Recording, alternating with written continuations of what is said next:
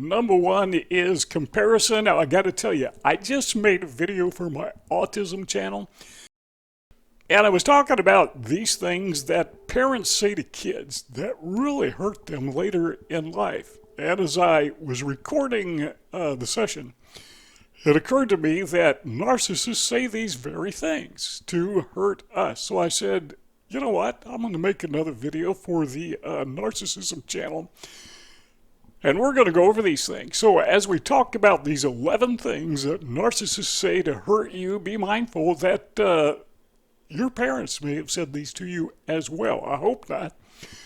But I'm going to almost guarantee that probably at some point in your life, either a parent or a teacher or a classmate or a playmate or somebody said something to you that was hurtful and has stuck with you your entire life. And one thing narcissists love to do is devalue you by comparing you to other people, particularly to himself or herself. So number one is comparison. So they either say it explicitly or just implicitly, just kind of suggest it that why can't you be like me? This is what the narcissist is saying. And again, he may not or she may not come out and say those exact words, but you're getting the idea that the narcissist thinks they are superior to you, and, wouldn't it be great if you could be as good as me? So number one is comparison. Number two are what I call T-O-O, two statements, two accusations. You are too stupid. You are too ugly. You are too immature. And here's a good one. They will say you are too arrogant. Seems to me that every narcissist on the planet likes to accuse other people of being arrogant. It's projection. That's all that is. So that's another way that narcissists will put you down. They will devalue you by telling you that you have these flaws. In fact, you got way too much of this. Now, during the love bonding time, the narcissist may tell you just the opposite. You're just too good looking. You're too attractive. You're too good for me. I mean, you're just a knockout. You are so intelligent. That ain't going to last. If it's a narcissist, it's not going to last. Now, hopefully this is somebody who is not a narcissist. They really think you're beautiful or handsome or intelligent, or they think you are worth being encouraged. And I hope that's been your lot in life, but I know that maybe it has been, but there are also narcissists out there. So typically, most of us have to deal with both. We have genuine people who pay us genuine compliments, and they are love bombing us because they love us. They want to bind to us, love bonding, because they want to be with us. But not so the narcissists. They want to bond us so they can control us. Number three, empty promises. This is something that every narcissist that I've been close to, not everyone that I've known, but every narcissist that I have been close to has misled me somehow, some way, usually many ways. Now, sometimes they'll make promises verbally, but usually these empty promises are implicit. They will make us think, or make me think, or make you think. Say it's a romantic relationship. They will make you think that the two of you are just made for each other. You're just going to live the rest of your lives in perfect harmony. That's an empty promise. Or you may have somebody who approaches you with a business proposal, rather, and you think, man, this guy's really going to help me out. No, he's not. I mean, maybe, could be. You got an honest guy. But you don't know. But if it is a narcissist, chances are whatever they say, whatever they do, it's empty. You can't trust a narcissist. I like to say the one thing you can count on about a narcissist is you can't count on them. Number four is they will tell you, they will devalue you by pointing out your wrong action, even if it's not wrong. I mean, demeaning, silly, nonsensical things like the way that you walk. Have you ever told somebody they walk funny? Please don't do that, even if they do walk funny. But if someone's told you that, you become very self-conscious. If someone tells you that you look odd, something strange about you, you're self-conscious about that forever. Or they say that you talk too loud or too quiet, or you don't talk enough, or you talk too much, or there's something about the way that you look. And I gotta admit, because I'm autistic, I tend to say things, and I don't know I'm hurting people. I'm just observing that I found out later that I did hurt them, and because I have a sense of empathy, of effective empathy, I should say that, man, I felt bad about it. But they will say, you're doing something wrong. And there's nothing wrong about it. I think I mentioned on a recent presentation about a guy who had a YouTube channel, and I was giving him feedback. And I think I was a little bit too critical because it made him so self-conscious. He got mad at me. People do that all the time. When you're on YouTube, inevitably somebody is going to send you a message in the comment section to criticize the way that you talk or the way that you look or something. They will criticize it. And you got to learn from those things. If enough people say it, maybe there's some credibility to it. You need to make some changes. But sometimes people say those things either because they're just jerks, or maybe because, like me, they're not thinking. They're trying to be helpful, but they're not. They're doing more damage than good. So narcissist will point out your wrong action, or you just wrong the way you are. Number 5 is a narcissist, and narcissistic parents particularly will do this, is what I call wish statements. I wish you were never born. Did your parents ever tell you that? I remember once when I was a kid, I was talking to my mom Christmas time, and I said, I wish I didn't have any siblings, then I could have all the gifts to myself. Man, did I get a lecture. I found out real quick that was not the correct way to think, that my siblings were much more valuable than a few Christmas gifts at Christmas time. And she was right. But, yeah, I'm glad my siblings didn't hear me say that. But narcissists will tell you that they wish that they had never met you. Trauma bonding, they will pull you in and kick you out. Pull you in and kick you out. When they're kicking you out, they will say, I wish I never met you. I wish I'd never known you. I wish you had never been a part of my life. I wish I'd never gone that place with you. Maybe it was a very special time that you had with this person. So they are devaluing you by hurting you with these wish statements. Always negative. Number 6 is abandonment. And this is usually where the narcissist just walks out on you. They are saying, you have no value. I'm just going to leave. And they may not even tell you they're going. They just leave, walk out, and let you fret, knowing good and well that you are worried and concerned.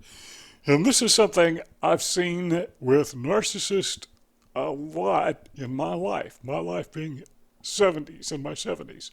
So I've experienced a lot of things. And one of the reasons I do these videos, I'm just sharing with you some of the things that I've learned along the way. But I've got a term for this that I use. It's called ditching. Just drive away and leave somebody at the side of the road. Yeah, people have actually done that to me.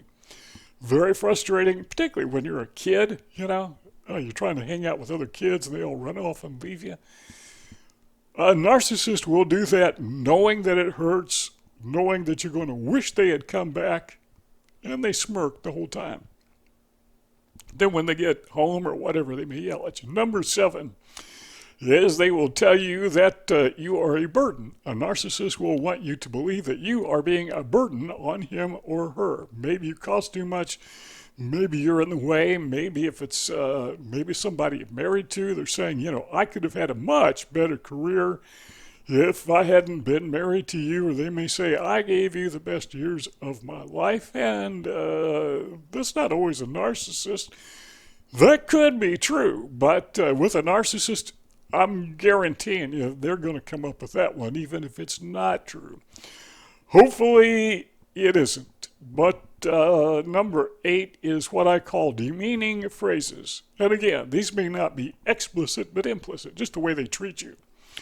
Have you ever been around a narcissist that treats you like an idiot?